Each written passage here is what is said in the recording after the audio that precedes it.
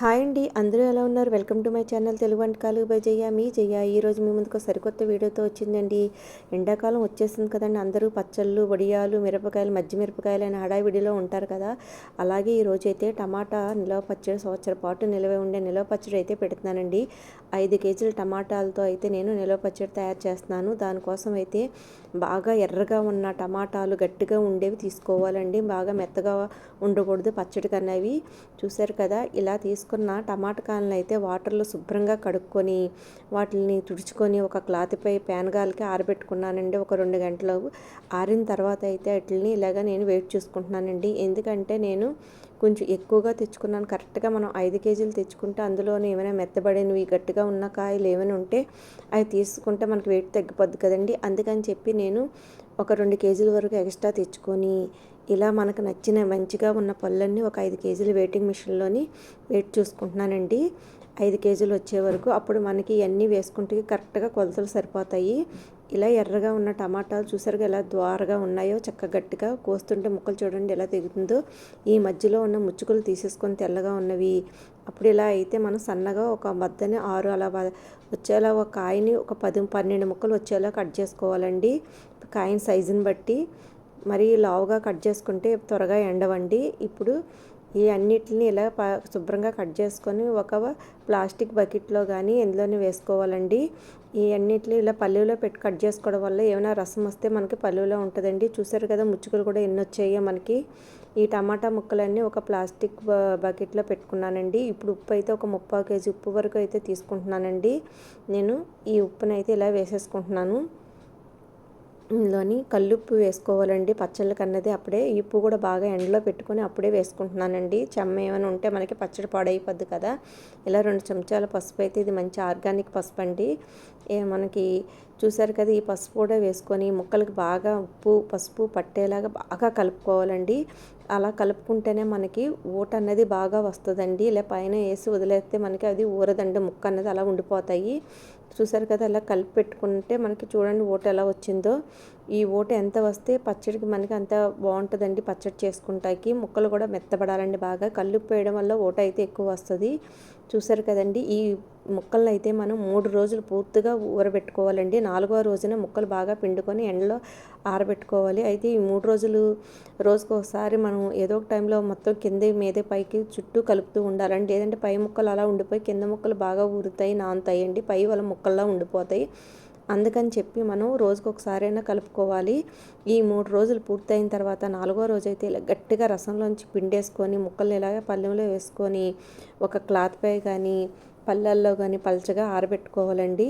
ఈ రసాన్ని కూడా మనం ఎండలోనే ఆరబెట్టుకోవాలి. దీనికి ఒక క్లాత్ లాంటిది కట్టుకుంటే దుమ్ము ధూళి వాటర్లో పడకుండా ఉంటాయండి. అలా కట్టుకొని శుభ్రంగా దీన్ని కూడా ఎండలో పెట్టుకోవాలి ఊటని. ఈ ముక్కలు కూడా మనం చక్కగా ఎండలో ఆరబెట్టుకోవాలండి పల్చగా. అప్పుడే బాగా ఎండుతాయండి. 2-3 రోజులు బాగా గట్టిగా డ్రై అయిపోయేలాగా ఎండబెట్టుకోవాలండి. మనం మిక్సీ వేసి పౌడర్ చేస్తే పొడి అయ్యేలా ఉండేలాగా చేసుకోవాలండి. చూసారు కదండి, ఈ టమాటా ముక్కలను అయితే నేను ఎండలోనే ఒక కవర్పై ఆరబెట్టుకున్నాను. ఈ రసాన్ని కూడా ఇలా ఎండలోని క్లాత్ కట్టి ఇలా ఆరబెట్టాను కదండి. ఇప్పుడు 2 రోజులు అయిన తర్వాత అయితేనండి ఇలా చింతపండు నానబెట్టుకోవడానికి మనకి ముక్కలు ఎప్పుడైతే బాగా ఎండిపోయి అనుకున్నామో ఆ రోజు మనం పచ్చడి ఎప్పుడైతే రుబ్బుకుంటామో ఆ రోజు ముందు ఒక పొద్దున పూట అయితే మనం ఇలాగా ఈ చింతపండు వేసి నానబెట్టుకోవాలండి. ఇది బాగా నానితే మనకి రుబ్బుకుంటాకు బాగుంటుంది. చూసారు కదా, ఇదైతే పువ్వు చింతపండు. మనం 5 కేజీలకి కేజీ చింతపండు అయితే తీసుకుంటున్నానండి. అలాగే కేజీ ఉప్పు వరకు మనకు పడుతుందండి. మళ్ళీ మనం పచ్చడి కలుపుకునేటప్పుడు కొంచెం ఉప్పు మళ్ళీ చూసుకొని వేసుకోవచ్చండి. చూసారు కదా, ఈ చింతపండు బాగా నానిన తర్వాత అయితే బాగా మెత్తగా పిసుకొని ఏమైనా పీచులు ఏమైనా ఉంటే తీసేసుకున్నానండి. అలాగే ఈ 5 కేజీల టమాటాలకు వచ్చి నాకు కేజీ కారం అయితే పడుద్దండి. దాన్ని కూడా మనం మిరపకాయలు తెచ్చి బాగా ఎండబెట్టుకొని ఇలా కారం అయితే పట్టించి తెచ్చుకున్నానండి మిల్లి దగ్గర.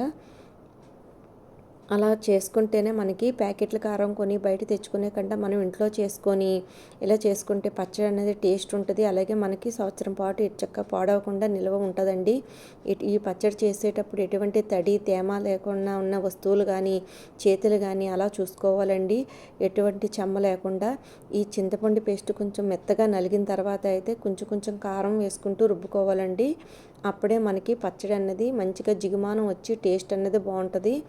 అలాగే మనకి ఈ టమాటా ముక్కలు కూడా మనం కొంచెం పొడిలా చేసి వీటిలో కూడా ఇందులో వేసుకొని కలుపుకోవచ్చు. అవి నాకు ఇది రుబ్బుకునేటప్పటికి కొంచెం పచ్చిగా అనిపించి నేనైతే ముందు ఇది రుబ్బేసుకున్నానండి. ఆ రోజు ఎండిపోతాయి కదా అని చింతపండు నానబెట్టుకున్నాను. కానీ అలాగైతే మనకు డ్రై అయిపోయిన తర్వాత అయితేనండి ఇందులో కూడా వేసుకుని ఆ ముక్కలు కొంచెం మిక్సీలో వేసి పొడిలా చేసి ఇందులో వేసి రుబ్బేసుకోవచ్చు. లేదంటే తర్వాత అయినా కలుపుకోవచ్చండి.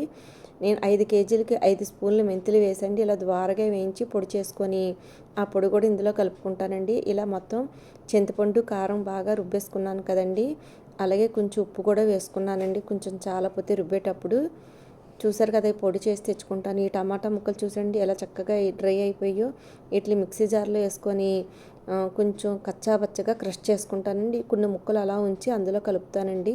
చూడండి, ఈ ముక్కల్ని కచ్చా పచ్చగా చేసుకోవాలండి. మరీ మెత్త పౌడర్లా కాకుండా ఇలాగా ముక్క ముక్క చెక్కలాగా దీన్ని పక్కన పెట్టుకొని మిగతా ముక్కలు చూసారు కదండి, మెంతులు కూడా ఇలా పొడి చేసుకున్నానండి. వెల్లుల్లిపాయలు కూడా వచ్చి మనకి ఒక 1/2 కేజీ ఎల్లుల్లిపాయల వరకైనా వేసుకోవచ్చండి. ఎల్లుల్లిపాయలు ఎంత ఎక్కువ వేసుకున్నా అంత టేస్ట్గా ఉంటుంది. చూడండి ఫ్రెండ్స్, ఇవన్నీ నేను కొంచెం కొంచెంగా ఇలాగా పౌడర్ చేసుకున్నాను. మనం పక్కన రుబ్బి పెట్టుకున్నాను కదండి. ఇప్పుడు ఇందులోని కొన్ని అయితే ఇలా ముక్కల్లా ఉంచానండి. మనకి మధ్య మధ్యలో అక్కడక్కడ ముక్కలా తగిలితే బాగుంటుందని ఈ మెంతుల పొడి కూడా అందులో వేసేస్తున్నానండి. ఇప్పుడు ఇలాగా ఈ పౌడర్ చేసుకున్నది కొన్ని ముక్కల్లా ఉంచాను కదా, అది కూడా వేసేసి మొత్తం మనకి ఈ కారం చింతపండు పేస్ట్ చేసుకున్నాను చూడండి, అందులో వేసుకొని బాగా కలుపుకోవాలి. వెల్లుల్లిపాయలు కూడా చూసారండి, 1/2 కేజీకి ఎక్కువే ఉంటే 300 గ్రాములు ఎల్లుల్లిపాయలు అయితే తీసుకున్నాను. అట్లా కొంచెం క్రష్ చేసి కొన్ని ఏమో గుడ్లలో ఒలిసి పక్కన పెట్టుకున్నానండి తాలింపులో వేసి వేపుకోవడానికి. అది కూడా వేస్తున్నానండి. ఇలా క్రష్ చేసి వేసుకున్న వెల్లుల్లి పేస్ట్ మంచి ఫ్లేవర్ టేస్ట్ వస్తుందండి పచ్చడికి. ఇది బాగా కలిసేలాగా మొత్తం చేతులతోని మెత్తగా కలుపుకోవాలండి. అప్పుడే బాగుంటుంది. చేతితో కలిపితేనే బాగుంటుందండి. మనం గరిటె పెట్టి కలిపితే ఒక దగ్గర కలుస్తుంది, ఒక దగ్గర కలవదండి. ఇలా కలుపుకున్న తర్వాత అయితే మనం ఉప్పు అయితే చూసుకోవాలండి. ఇప్పుడు మనం తాలింపు కోసం అయితే నూనె పెట్టుకున్నాను. తర్వాత ఇంకా ఎక్స్ట్రా పెడుతున్న నూనె కూడా వేడి చేసి చల్లారిన తర్వాతే కలుపుకోవాలండి. ఇవన్నీను వేడిగా ఉంటుండగా పోపు కానీ వేడి నూనె కానీ వేయకూడదు. ఇదైతే నేను పల్లి నూనెని గాను దగ్గర నుంచి తెచ్చుకున్నానండి. చూడండి, వీటి కోసం పోపుకు అయితే కొంచెం ఒక గుప్పెడు పచ్చెనగపప్పు వేసుకున్నానండి. అలాగే నేను పొట్టి మినపప్పు వేసుకుంటున్నాను. మీరు సాయమినపప్పు అయినా వేసుకోవచ్చు. పొట్టి మినపప్పు వేసుకోవడం వల్ల టేస్ట్ ఉంటుందండి. చూడండి, కొంచెం ఆవాలు అలాగే కొన్ని మెంతులు ఇవన్నీ వేసుకొని వేయించుకోవాలండి. మెంతులు ఇవన్నీ వేయడం వల్ల టేస్ట్ చాలా బాగుంటుందండి. ఫ్లేవరు ఎక్కువగా అయితే చక్కగా ఇవి అయితే చిన్న మంట మీద మంచిగా బ్రౌన్ కలర్ వచ్చే వరకు వేయించుకోవాలి. చూసారు కదండి, ఒక 2 చెంచాల వరకు మెంతులు కూడా వేసాను. ఇవి అన్నిటిని ఎంత మీడియం మంటలో పెట్టి మంచి బ్రౌన్ కలర్ వచ్చే వరకు మంచి సువాసన వచ్చే వరకు వేయించుకుంటేనే పచ్చడి అన్నది మనకి పోపుతోనే టేస్ట్ ఉంటుందండి. కొన్ని వెల్లుల్లి గుడ్డలు కూడా వేసుకున్నాను చూసారు కదా. ఇవి కూడా వేసుకున్న తర్వాత ఎండుమిర్చి, కరివేపాకు అలాగే ఇంగువ వేసుకుంటేనండి మంచి గుమగుమలాడుతూ పచ్చడి అన్నది మంచి టేస్ట్ ఉంటుందండి. ఈ పోపు ఎంత మంచి గుమగుమలాడుతూ వేగితే పచ్చడి అంత మంచి రుచికరంగా టేస్ట్గా సువాసన వస్తూ మంచిగా ఉంటుందండి. చూడండి, ఈ పోపు ఎగుతుంటే చూస్తుంటేనే మనకి అది ఏదో రకమైన పచ్చడి తినాలనిపిస్తూ ఉంటుంది. అది చూడండి, ఆ పోపు స్మెల్కి ఏదో పచ్చడి కదా చేస్తున్నారు అని బయటికి చూసే వాళ్ళకి వాసన ఎంత చక్కగా తినాలనిపిస్తుందండి. అంత మంచిగా వాసన వచ్చే వరకు పోపుని అంత మంచిగా వేయించుకోవాలి. చూసారు కదా, ఇంగువ కూడా మనం వేసుకుని ఈ పోపు అయితే ఇలా కలుపుతూ చల్లారి పెట్టేసుకోవాలి. బాగా చల్లారిపోవాలండి. ఎంత చల్లారి తర్వాత వేసుకుంటే మనం పచ్చడిలో పోపు అప్పుడు మనకి పచ్చడి అనేది నిల్వ ఉంటుందండి. నూనె కూడా మనకి ఈ 5 కేజీలకి నూనె వచ్చి దగ్గర దగ్గర 2 కేజీల వరకు పడుతుందండి. చింతపండు కేజీ, కారం కేజీ, ఉప్పు కేజీ, తక్కువ అనుకుంటే కేజీ కొంచెం తగ్గించుకొని కేజీ తీసుకోవాలి. ఫస్ట్ మనం ఊరబెట్టుకునేటప్పుడు ఒక 3/4 కేజీ వరకు వేసుకోవాలండి. పచ్చడి రుబ్బుకునేటప్పుడు చూసుకొని చాలా పోతే మళ్ళీ కొంచెం వేసుకోవాలండి. దగ్గర దగ్గర అయితే కేజీ ఉప్పు అయితే పట్టేస్తుందండి. చూసారు కదా, ఈ పోపు అంతా వేసేసుకుంటున్నానండి నేను ఇందులోని. బాగా మనకి నూనె కూడా వేసేసుకొని మనం వేడి చేసి చల్లారి పెట్టుకున్న నూనె కూడా వేసేసుకొని బాగా కలుపుకోవాలండి. మళ్ళీ పోపును కూడాను పచ్చడి అంతా అందులో పట్టేలాగా. అప్పుడే మనకి పచ్చడి నూనె ఎంత ఎక్కువగా ఉంటే పచ్చడి అంత నిల్వ ఉంటుందండి. టేస్ట్ కూడా అంత బాగుంటుంది. చూసారు కదండి, దాన్ని శుభ్రంగా అందులో కలిసిపోయేలాగా ఎంత జిగుమానంగా ఉందో చూసారు కదండి. మనం రుబ్బుకునే దాన్ని బట్టే ఉంటుందండి. ఇప్పుడైతే మనం టమాటా పచ్చడి, నిలవ పచ్చడి సంవత్సరం పాటు నిలవ ఉండే టమాటా పచ్చడి అయితే రెడీ అయిపోయింది. నేను ఎలా చేసానో చూసారు, ఏమేమి తీసుకున్నానో చూసారు కదండి. చాలా సింపుల్ అండ్ ఈజీ అండి నిలవ పచ్చడి చేసుకోవడం కూడా. వేడి వేడి అన్నంలో నెయ్యి వేసుకొని తింటే చాలా టేస్టీగా ఉంటుంది. పెరుగు అన్నంలో కూడా బాగుంటుందండి.